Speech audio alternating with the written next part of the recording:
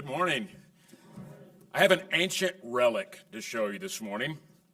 This is a 1973 edition of the NIV scripture, the NIV version of the Bible. The very first NIV that was done was only New Testament, published initially in 1973. They came out Old and New Testaments later in 1978. And the reason I show you this is the first Bible I ever owned. I did not grow up in the church and was given this Bible as a gift from my sister when I was in my late teens and about to approach age 20, and just started reading. And for whatever reason, one passage that stands out is Romans chapter 12, verse 11. Never be lacking in zeal, but keep your spiritual fervor serving the Lord. I have a strong suspicion that all of you are full of zeal, very much full of fervor as well, and enthusiastic about what you're doing here at SIBI. So I'm wondering this morning, can you look back? Can you look back and pinpoint where you were in life, where you were in terms of where you were living, where were you in life when you made the commitment that you want to be in ministry, you want to be a part of global missions? And furthermore, that commitment meant coming here and studying in Lubbock, Texas, of all places. Can you pinpoint that time? Can you pinpoint that time frame in life and where you were? So for me, it happened right here. And when I say right here, in a sense, it happened literally right here in this room, and more specifically, on the back row. I'll tell you a little more about that later, but I want to share with you some of my experiences in ministry. So when I made that commitment, I was full of zeal and full of fervor, but I think perhaps more importantly, after serving in full-time ministry almost 36 years now, I still feel that same fervor and that same enthusiasm and that same zeal. And I feel so very fortunate that that's the case. Now, I don't want to paint this unrealistic picture that if you're going to serve in ministry, you're going to serve on a mission team, and you're going to go somewhere globally, that it's all going to be just like a walk in a rose garden, because that's certainly not the case at all. So here's what I'm going to do this morning.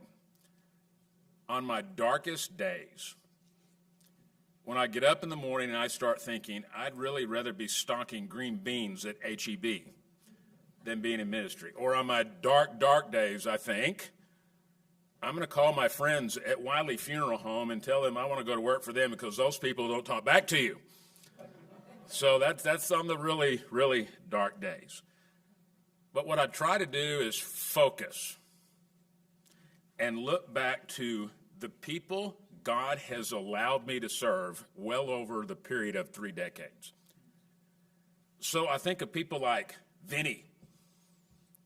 Vinny's a guy who grew up on the East Coast. Vinny definitely had some ties to the mafia back in his younger days. But he's married to a sweet lady named Joyce, who is from Granbury, where I served the church there. And when she retired from Wells Fargo in Houston, they retired to Granbury. And she and Vinny move in, and Joyce is an integral part of the church, but Vinny's not one inclined to go to church with his wife. But we do a lunch on Tuesdays for all of our first responders in the community. That's part of my chaplaincy efforts at the police department. And we invite all the first responders to come to the church and eat lunch with us on Tuesday. We serve approximately 80 to 85 firefighters, police officers, medics, and various people who serve as first responders in Granbury. So Joyce said, Vinny likes to cook. I bet he'd be willing to help you. He's not much fun going to church right now, but I bet that's a way that we could reach out to Vinny. So I asked Vinny, come on Tuesday and just watch what we do. And Vinny's kind of a big guy, kind of an intimidating looking guy, and he kind of sat in the back and scowled at us. Well, that's a challenge for me. I thought, this guy's going to be fun. I'm going to have a good time with this guy. So after a couple of weeks, I said, Vinny, I hear you like to smoke brisket. Would you smoke brisket for us and do it for us next Tuesday? And he agreed, and he did it. And long story short, he is now my weekly chef, and he does all of our cooking. And I went to him on January the 1st of 2021 to his home, and I looked him in the eye. At this point, he'd been actually coming to worship service with his wife, and I said, Vinny, it's time. You know what you need to do, and I want to baptize you, and I want to do it today. It is the first day of the year. Why not? Let's go on and do it today. And I baptized Vinny into Christ on January the 1st, 2021. And so on my darkest days, I try to remember people like Vinny, that the Lord brings such people to you, and he gives you the privilege and the distinct blessing of reaching out to such people who have a variety of backgrounds. I think about the girl in the 7-Eleven in Wichita Falls in 1993. I was a campus minister at Midwestern State in the late 80s and early 90s, and that's where I began my efforts as a law enforcement chaplain, was with the police department in Wichita Falls. So I had lots of opportunity to do crisis ministry, lots of opportunity to reach out to people who are having all kinds of struggles in their life. And I stopped at the 7-Eleven to get a Big Gulp after church on Wednesday night. You know, Big Gulp, that's just one of those things that has to be done. 59 cents in 1993. And I stopped to get my Big Gulp, and I have a little confession. The lady who works in the 7-Eleven not only knows me, but she knows me by name because I get Big Gulps on a pretty regular basis. Diet Coke, of course. So I went in that night on that Wednesday night, and she said, John, there's this girl. She'd been here for a while, and she's kind of hanging around. Something's not right. Would you be willing to talk to her? Sure, no problem. So I engaged this young woman, probably in her early 20s, in conversation, and the conversation went 10 minutes, and it went 20 minutes, and it went over 30 minutes. And I determined quickly that this girl is definitely suicidal.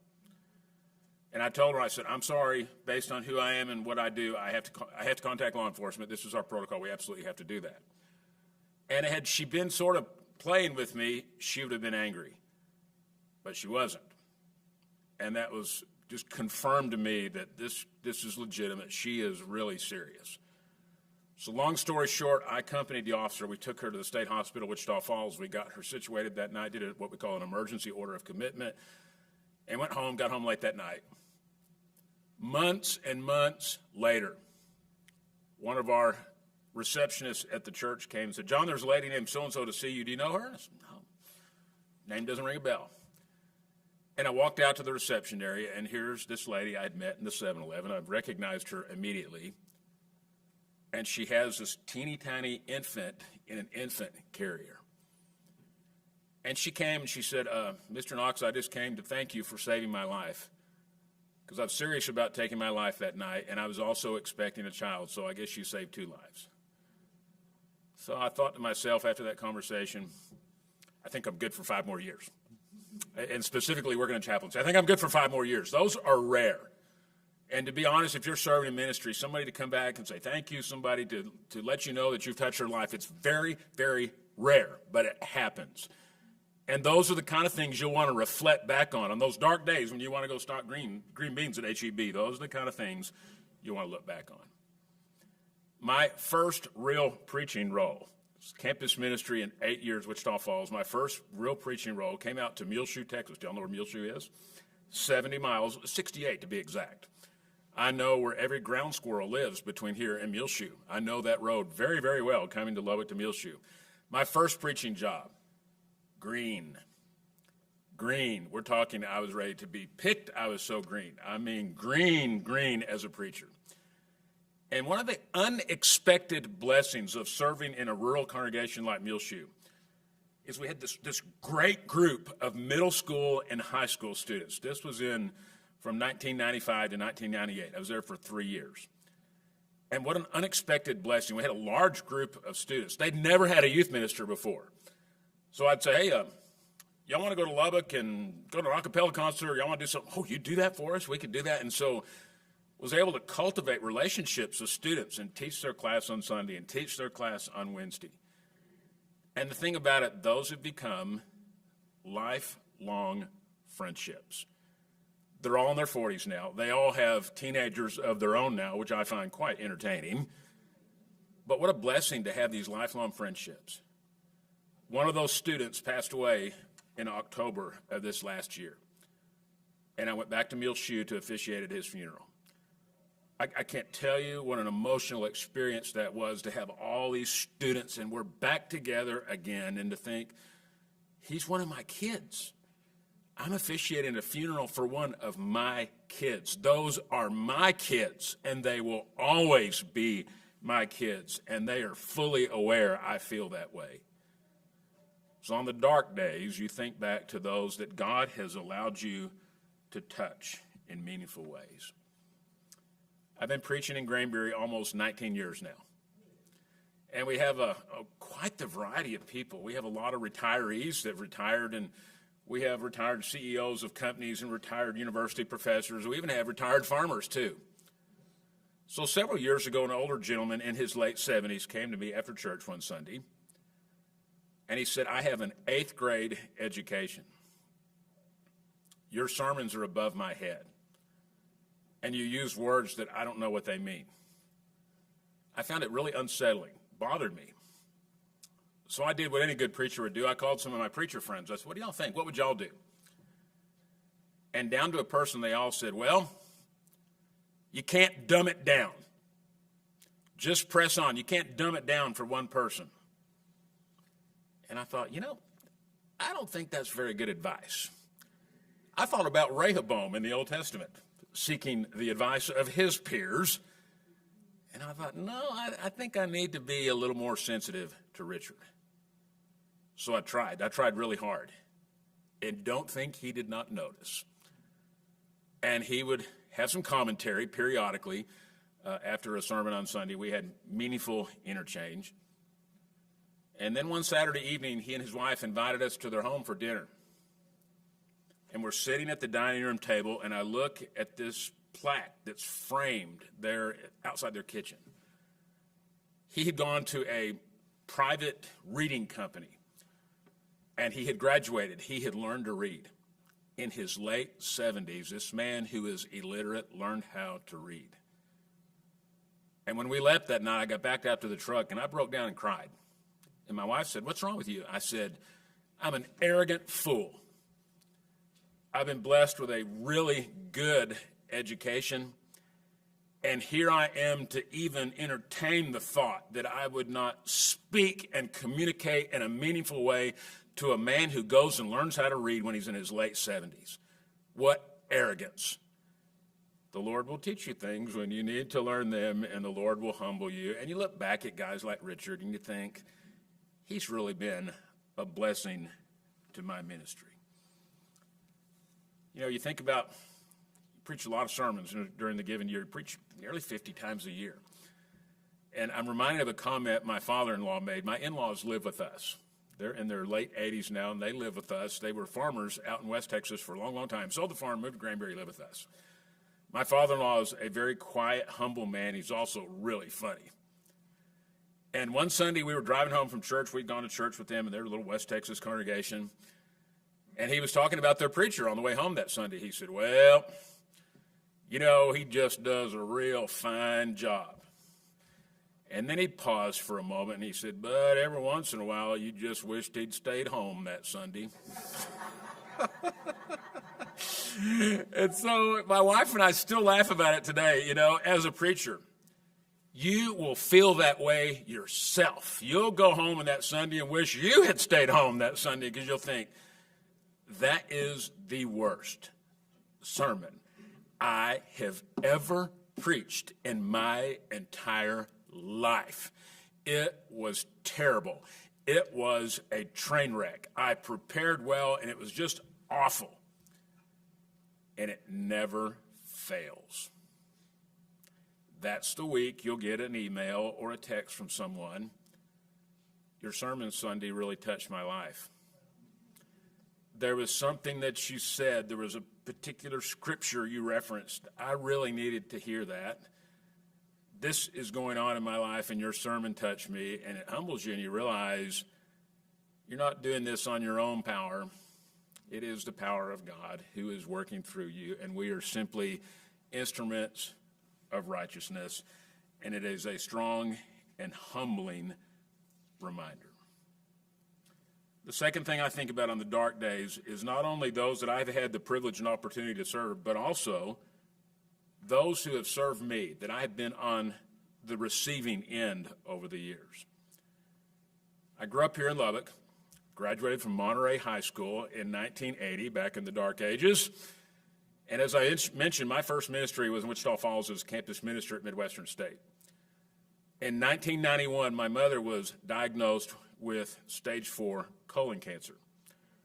So I was beating out the highway between Lubbock and Wichita Falls. My mother was staying at my sister's home. My sister and her husband were caring for my mother. So I started coming initially once a week, then twice a week, and then 3 times a week before her death.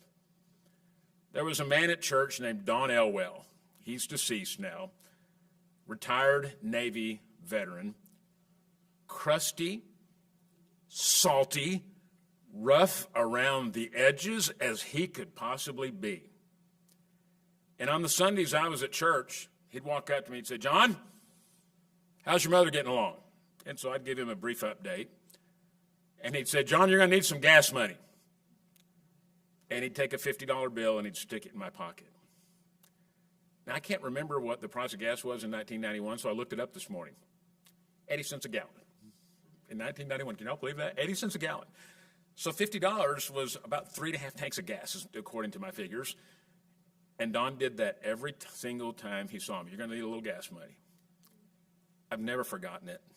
I will never forget him. You never forget the people who are incredibly kind to you during significant times in your life.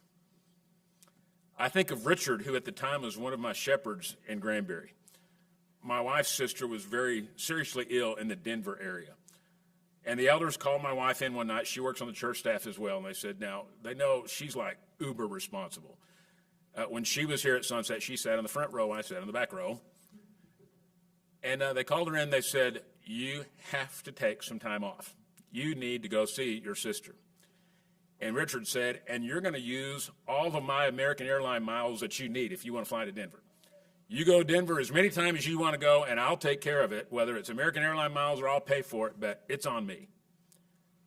I will never forget Richard, because you also never forget those who are really kind to your family in addition to being kind to you. Dr. Phil Sims was one of my elders when I preached in Woodward, Oklahoma. We preached there for 6 years after Muleshoe. And during a especially dark time personally, just going through a really rough time, you're going to go through those rough times. Really struggling, really even trying to discern whether I wanted to stay in ministry at that point. And Dr. Sims came to me and he said, "We are your elders and in an employer role second. We are your family first. Do you understand me?" "Yes, sir, I understand you." And here's a guy who's about 6'7", who towers over you, who's very intelligent, very well educated, and very intimidating, who had a heart of pure gold. Dr. Sims is deceased now, but I will never forget what he said that time.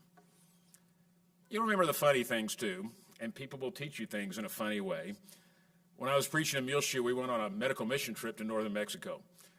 And a number of members went there, probably 25 of us. And one of the ladies that went, she was about my age, and I was in my early 30s at the time.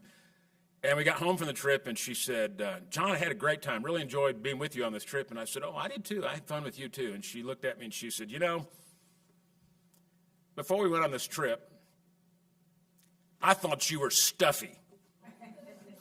"Really?"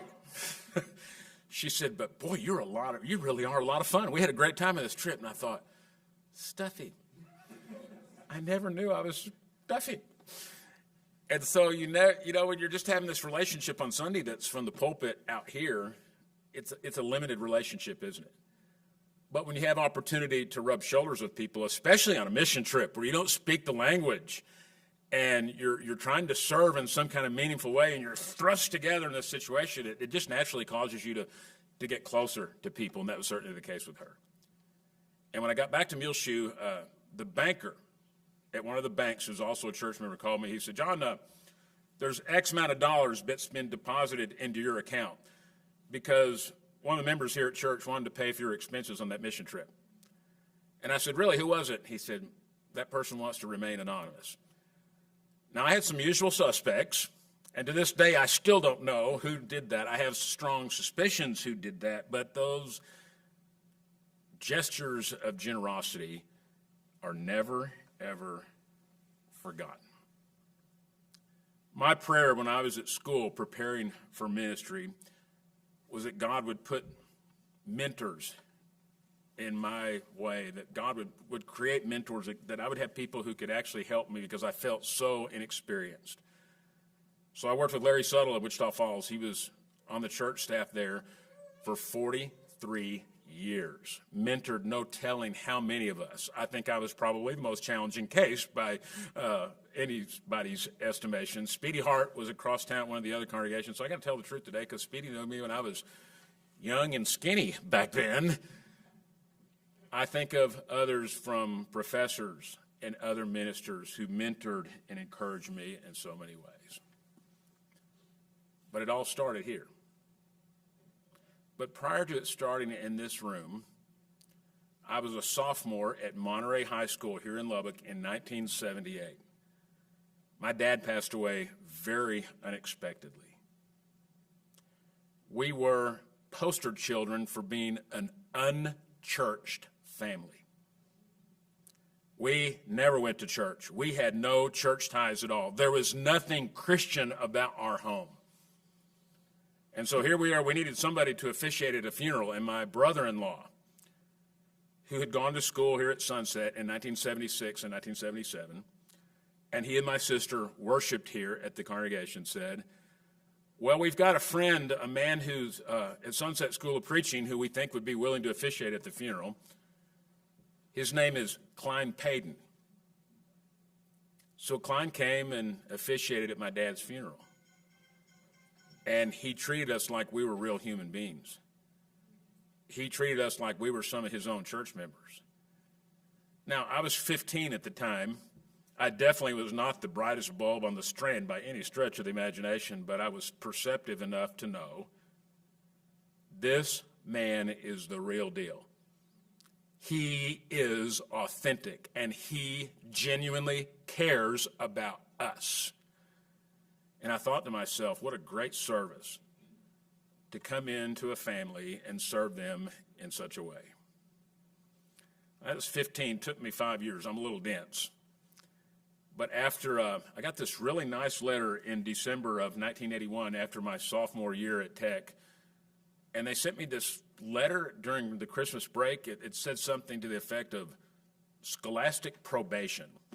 Y'all familiar with scholastic probation? It's a really nice way of saying you're invited not to come back. So I was invited not to come back to Tech. And my sister convinced me to transfer to what at that time was LCC. It's LCU now. And I was in my first semester at LCU, and I'm struggling learning with trying to really get my grades up so I can go back to Tech. But I'm struggling with Bible. I knew no Bible. All I had was my 1973 NIV edition. And my sister said, why don't you come to church with us on Wednesday night? I think you'll really like it. And I came on Wednesday night, and we met in this room. And I sat at the back, and Richard Rogers was teaching on 1st, 2nd, and 3rd John that spring semester of 1982. And the first impression that I experienced was, here's all these college students, and it was a large group of Tech and LCU students at that time, very dynamic campus ministry here during those years. And they're singing enthusiastically. And it was obvious to me that they were not lacking in zeal or fervor at all. So on February the 14th, 1982, right behind us in this baptistry, I was baptized into Christ, right here at Sunset. It all began here because I wanted to reach out to people just like Klein Payton had reached out to my family. So when the funeral home calls me and says, we have a family, John, who needs somebody to officiate a service. They have no church connections. Would you be willing to do that? I never turned them down. When the police department calls and said, we need you on an unexpected death, I'd respond quickly. It all started here. So I know you're excited and fervent about serving somewhere globally, but you may be surprised. The Lord could be opening some doors for you to reach out to someone right here in Lubbock, Texas, of all places. Thank you for this distinct privilege this morning.